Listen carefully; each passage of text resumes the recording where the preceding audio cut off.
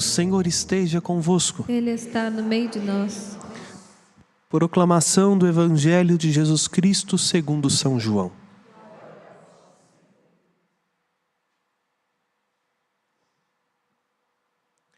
Celebrava-se em Jerusalém a festa da dedicação do templo. Era inverno. Jesus passeava no templo, no pórtico de Salomão.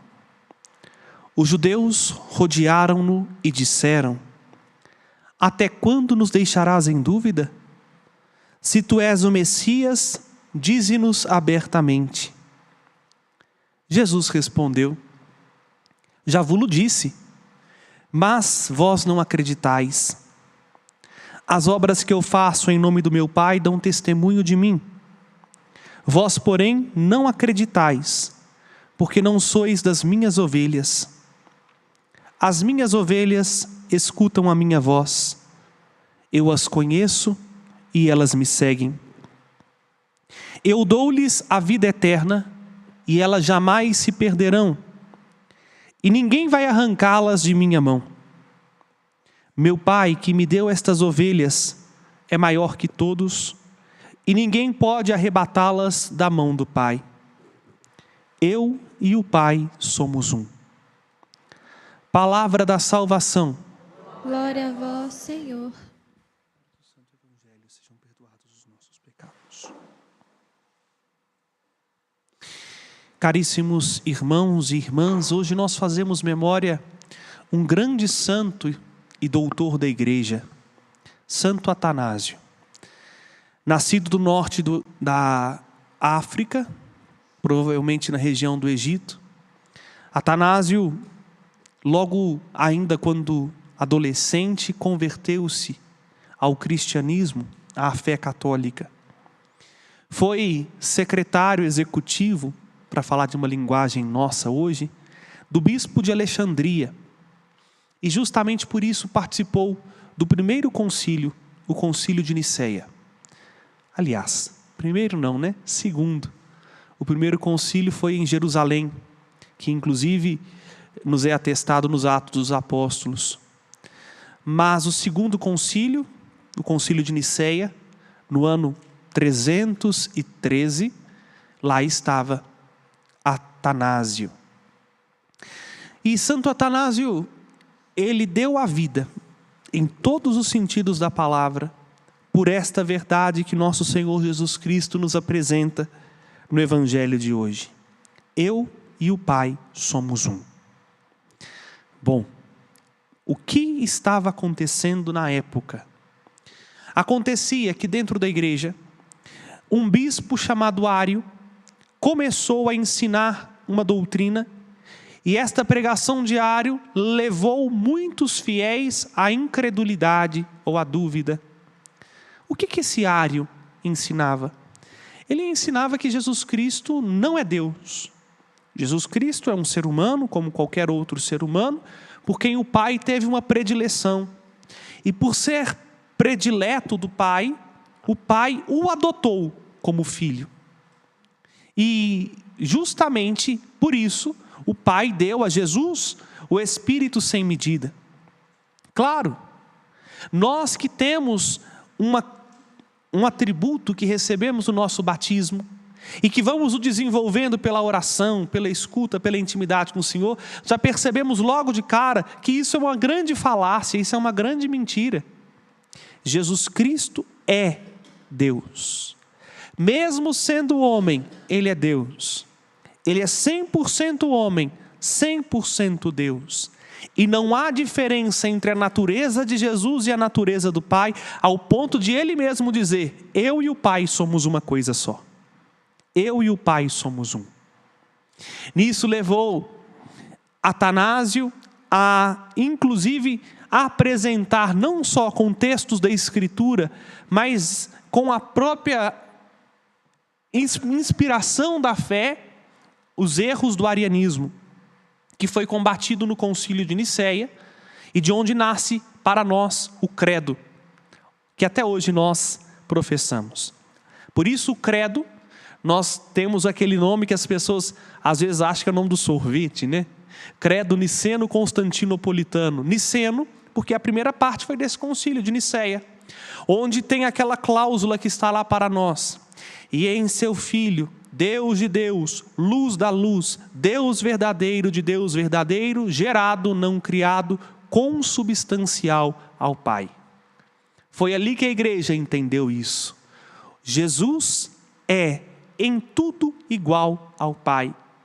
Mesmo sendo pessoas distintas, o Pai é radicalmente distinto do Filho, não são dois deuses, é o mesmo Deus, é o mesmo Senhor. E isso para nós está muito claro no Evangelho que acabamos de ouvir. Providencialmente coincidiu a festa de Santo Atanásio, o defensor da divindade de Jesus, com este Evangelho, a conclusão do discurso do bom pastor. E vejam que interessante, como eu disse na missa das 9, versículo 27, Jesus diz assim: as minhas ovelhas escutam a minha voz, eu as conheço e elas me seguem. Eu dou-lhes a vida eterna e elas jamais se perderão, e ninguém vai arrancá-las de minha mão. Bom, grava isso. Ninguém vai arrancá-las de minha mão. Um pouquinho mais adiante, Jesus vai dizer: meu Pai que me deu essas ovelhas, Ele é maior que todos, e ninguém pode arrancá-las da mão do Pai. Uai, mas a ovelha está na mão de Jesus? Está na mão do Pai? Como assim? É para nós um exemplo claríssimo, que as mãos de Jesus são as mãos do Pai, atuando na história. Vejam, não conseguimos separar Deus de Jesus, nem Jesus de Deus. Ele, de fato, é o único Deus verdadeiro, ao qual todo joelho se dobra, no céu, na terra e nos infernos. Agora isso é uma verdade muito profunda. Porque Atanásio não só entendeu esta verdade do ponto de vista intelectual, quanto ele viveu esta verdade no ponto de vista de sofrer por causa do Evangelho. Por causa disso, Atanásio sofreu ao ponto de receber um outro título de confessor da fé. Desculpe minha catequese, é necessária em tempos onde já não sabemos mais em que crer, ou em tempos tão confusos que somos abalados por quaisquer sopro de doutrina. Confessor não é aquilo que qualquer padre é. Porque quando a gente escuta hoje algumas categorias, vejam, santo é santo, mas a igreja distingue eles em lugares, vamos dizer assim, a partir daquilo que eles viveram.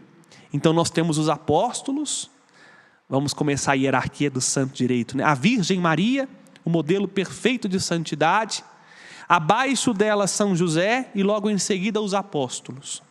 Depois a igreja separa os santos da seguinte maneira: doutores, que são aqueles que ensinaram e que explicitaram algo muito profundo da fé, confessores, mártires e virgens.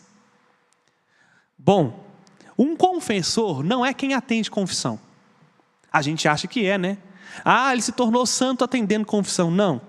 Quem faz isso são os santos pastores, os que eram padres, bispos. Confessor é alguém que publicamente confessou, declarou a sua fé.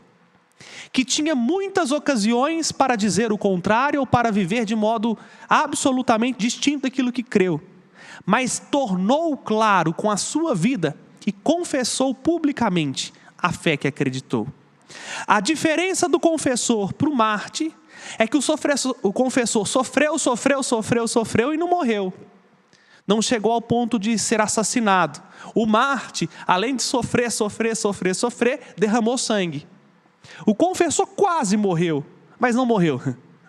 Literalmente falando, morreu de morte morrida, vamos falar assim, né? Mas não foi assassinado por causa de sua fé. O mártir não. O mártir teve o seu sangue derramado após um sofrimento por causa de Cristo. Santo Atanásio, além de bispo, doutor, é confessor da fé. Porque por acreditar e pregar que Jesus Cristo é Deus, ele sofreu uma dura perseguição ao ponto de ficar exilado no deserto durante anos. e não poder ter contato, inclusive com as ovelhas que são do seu rebanho. E foi no deserto que Atanásio se tornou santo. Santo não é alguém que faz alguma coisa por Cristo. Santo é alguém que se apaixona por Jesus. Nós falamos que Santo Atanásio é doutor da igreja porque ele ensinou perfeitamente a fé. Mas ele é santo, e quem o fez santo não foi o concílio de Nicéia, nem foi a sua sabedoria, foi o período que ele ficou no deserto. No deserto, Atanásio conheceu um outro grande doutor da igreja e santo, Santo Antão, o pai vamos dizer assim, junto com Pacômio, né, da vida monástica, da escola monástica, da qual São Bento, séculos depois, vai beber. E foi no deserto que o Senhor ressuscitado foi fazendo com que Atanásio ouvisse a voz dele e aprendesse do coração de Jesus a ser aquilo que ele é, cristão. Em tempos confusos como os que nós estamos vivendo, meus irmãos e irmãs, olhar para os cristãos que deram certo é a única alternativa para que nós também cheguemos à estatura de Cristo. Quem deu certo não são os teólogos. Os teólogos que, inclusive nos tempos de hoje, já conseguem viver um divórcio tão grande entre aquilo que creem e aquilo que ensinam. Quem deu certo não foram aqueles que conquistaram posses, terrenos, dinheiro para a igreja ou em favor da igreja. Quem deu certo foram os santos. Porque eles viveram na sua própria carne a vida de nosso Senhor Jesus Cristo. Ao ponto de que, olhando para eles, você pode dizer assim, eles vivem, mas já não são eles, é Cristo que vive neles. Quaisquer um. Por exemplo, aqui no nosso presbitério, nós temos 3 seres humanos em tudo igual a nós, representados nestas estátuas. A Virgem Maria, mãe de nosso Senhor Jesus Cristo, no centro. Aqui, ao lado direito do padre, São José, o esposo de Maria. E do lado esquerdo do padre, Santa Bárbara. Bom, podemos olhar para quaisquer um deles e dizer, já não foi José, já não era Maria, já não era Bárbara que vivia, mas era Cristo que vivia neles. Isto é a santidade. De igual modo, Atanásio. E por isso, se quisermos ouvir a voz do bom pastor, não olhemos para a confusão do nosso tempo presente, mas olhemos para os cristãos que deram certo, os santos, que brilham para nós como luzeiros, como holofotes de rumo, de norte, para como viver na prática o Evangelho. Aí para muitos, que inclusive não chegaram à maturidade da fé, pode parecer uma contradição um modo como Atanásio viveu. Porque apesar do clima ficar extremamente acirrado, eu dizia com a Bárbara, não a santa, mas a cantora nossa, agora na hora do almoço, e ela vai se lembrar que antigamente na igreja os concílios eram muito mais animados. O concílio Vaticano II não teve nem uma briguinha. Esse concílio de Nicéia, o famoso São Nicolau, famoso porque é o Papai Noel, né? A gente tem a ideia bucólica de São Nicolau como Papai Noel. Quando a coisa ficou acirrada, foi pro braço com Ário. Virou quase que um ringue de boxe. E quem separou a briga foram outros 2 santos. Porque senão tinham os 2 se esbofeteados dentro do concílio. Bom, por que eu estou falando disso? Porque a gente vive num mundo hoje que nós não conseguimos dissociar uma ideia de uma pessoa. Aliás, as nossas ideologias estão tão profundas e tão enraigadas que nós já não conseguimos nos ver separados delas. Atanásio brilha para nós como uma referência, porque apesar de ele ir radicalmente oposto no sentido do pensamento de Ário, tudo o que ele fez, ele buscava salvar a pessoa de Ário.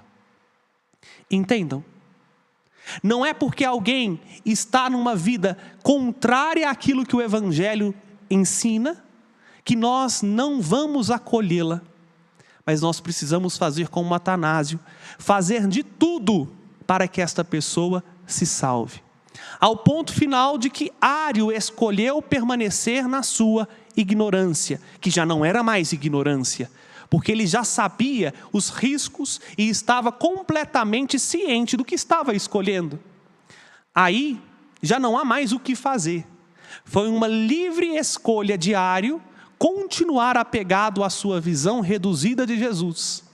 Mas Atanásio, ao contrário, esforçou-se para ajudar Ário a entender que Jesus Cristo é verdadeiro Deus e verdadeiro homem, e que não são duas coisas distintas. E por que eu falo disso hoje? Porque hoje a gente briga por ideias e acabamos afastando pessoas. É o grande problema da nossa sociedade no tempo atual. E que o cenário político no Brasil escancarou ainda mais. Que nós não somos capazes de dialogar com pessoas, mas nós nos degladiamos por ideias. Ainda que o que está em jogo é a verdade que nos salva, nós precisamos aprender com os santos a mostrar com caridade a verdade que salva. E esta é a postura do bom pastor. Como nós ouvimos no Evangelho de ontem, de domingo, de segunda e também um pouco hoje, Jesus é o bom pastor, que deseja que todas as ovelhas que são suas passem pela porta da salvação, passem pela fé, ao ponto de se a ovelha não se salvar, é porque ela não quer. Claro, aqui me desculpem dizer, a igreja não é uma democracia, onde o povo elege o que crê do jeito que quer e a verdade está com a maioria. A igreja é uma instituição divina, fundada por este que é verdadeiro Deus e verdadeiro homem. Vejam, até o Google reconhece. Pergunte aí para o Google, quem é o fundador da Igreja Católica? Ele vai te responder, claro, com a argumentação científica, vai aparecer assim, e eu não estou exagerando, porque eu fiz essa pesquisa recentemente, conforme o que se diz, o fundador da Igreja Católica é Jesus Cristo. Bom, e eu não estou sendo intolerante aos meus irmãos, porque hoje está sendo assim, né? As pessoas acham que se eu falo A, eu estou sendo intolerante a B. Não, o fato é fato, esta é a história. Você pode perguntar para o Google, ele vai te responder o fundador de todas as outras igrejas que se dizem cristãs. Exemplo, a luterana, quem foi o fundador da igreja luterana? Lutero, Calvino e etc. e companhia limitada. Por que eu trago isso? A igreja com seus limites, luzes e sombras, porque é formado de ser humano, de carne e de osso. Santo, porque é guiado pelo Espírito Santo, mas pecador, porque quando não escuta a voz do Espírito Santo acaba caindo, ela esforça-se para cumprir a sua origem divina, fundada por Cristo. Por isso a igreja é o redil, que o bom pastor diz. E o redil tem muro, né? Se não tem muro, se não tem uma cerca, não precisa de um redil. Os nossos muros que nos protegem do ataque do lobo, que é real e que existe. Disse domingo, digo hoje, e quem não acredita nisso não é católico. Me desculpe dizer tamanha franqueza, e não estou falando isso como que se fosse ser melhor ou pior católico. Não, esta é a fé católica. O diabo existe, é um ser real e está presente para matar, roubar e destruir. É justamente a cerca. O que é a cerca? A doutrina da fé. Os dogmas da fé, a interpretação da revelação, aquilo que o Cristo revelou ao se encarnar, que nos permite marcar uma diferença entre o que é da igreja de Cristo e o que pertence ao mundo. E vejam, meus irmãos e irmãs, falar que existe uma cerca é fazer todo o esforço possível para que as ovelhas que aqui estejam não ultrapassem a cerca. Não porque queremos todo mundo no cercadinho, não. Mas porque o cercadinho é para nós braços de salvação. Vejam, professar que Jesus não é Deus é colocar em risco a salvação da sua própria alma. Porque se Jesus não é Deus, quem pode te salvar? Quem pode te dar vida eterna? Somente Deus pode dar o que é de Deus. Por isso, somente em Jesus nós encontramos salvação. Entendam, meus irmãos e irmãs. Quando nós falamos e corrigimos o erro, quando remendamos os furos da cerca, não é para oprimir nem para aprisionar, mas é para fazer com que as pessoas entendam que isto que nos cerca é para que nós tenhamos vida e vida em plenitude, tal como nós recebemos, tal como nós vimos, ouvimos e tocamos do verbo da vida. Porque aí vai soar ainda mais estranho o padre dizer isso, mas é nisto que cremos e é para isso que pregamos e estamos dispostos a dar a vida. A única religião em que não é um esforço do homem para chegar a Deus, porque todas as religiões são assim, é o homem que se esforça para alcançar a divindade. A única religião que não é assim é o cristianismo. Porque a gente não tem esforço nenhum para chegar até Deus. O movimento foi o contrário. Deus se fez homem. Em Jesus está unido a humanidade e a divindade. Não se separa, para que a gente entenda. Ele veio ao encontro para salvar quem estava perdido, para curar o que estava doente e para levar consigo todos aqueles que estão dispostos a estar em suas mãos.